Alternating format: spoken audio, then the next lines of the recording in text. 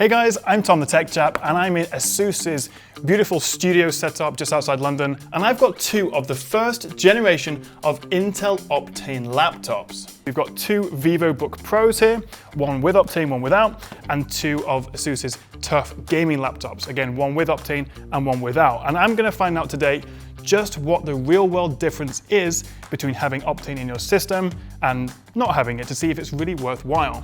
So how do you actually know if the laptop you're going to go out and buy has Intel Optane memory?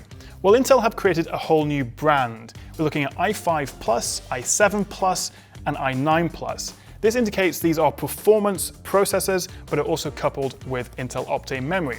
So on this VivoBook Pro, we've got the Core i7 Plus sticker here, which tells me it's a high-performing processor and it has Optane. But as well as that, hopefully vendors and retailers will put their own stickers on the laptops, letting you know if it has it.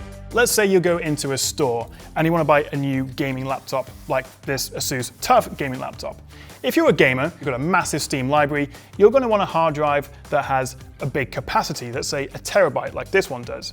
But if you were to get a gaming laptop like this with a 1 terabyte SSD, that would be ludicrously expensive. So for laptops like this to still be relatively affordable, something we can all go out and buy, they've stuck with a mechanical hard disk, which traditionally are very slow. Just loading up files, boot times are pretty rubbish.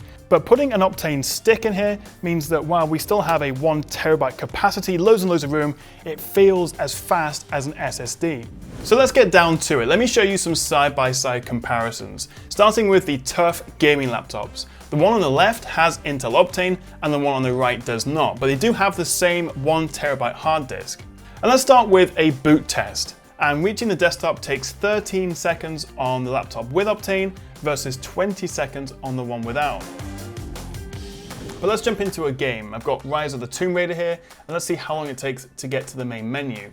Not a big difference here then, 14 seconds with Optane and 16 seconds without.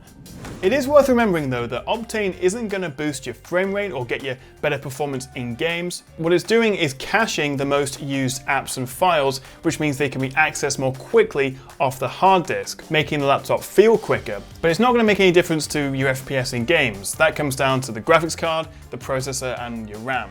Now let's move on to PUBG, an infamously inefficient and sluggish game to load on any computer really. So let's see how these two fare.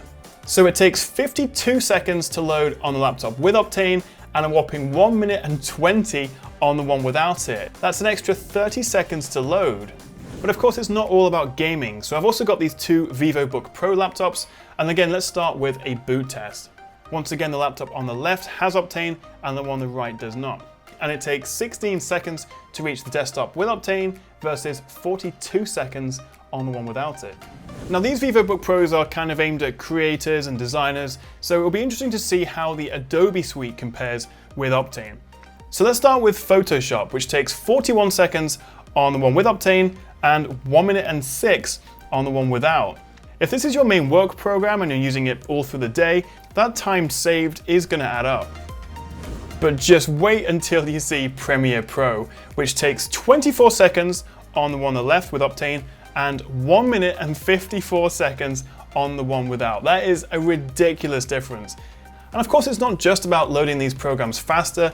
Optane laptops will just feel more responsive on the desktop, opening up folders and going to the settings menu. Just everyday desktop stuff will feel quicker, and the more you use it and the more reboots it goes through, it'll get even quicker. Those speed differences between a normal hard drive and a Optane accelerated hard drive, as you just saw, are ridiculous. I didn't expect anything quite like that. So what that means is, as I say, is that you can still go into a store or online, buy a laptop with a big capacity hard drive, plenty of room for your games or your movies or your files, whatever it is you do have on your laptop, and yet you can still get that SSD speed, or at least the responsiveness. So essentially, you no longer have to choose between storage capacity, the size of your hard drive, and speed. It's kind of the best of both worlds. And the best thing is, it doesn't really add to the price. When it comes to RRPs, we're looking at about £100 premium for a laptop that comes with Optane versus one that doesn't. But after promotions and discounts and whatever the retailer is doing, usually you guys will probably only see a 20 to 30 pound price difference.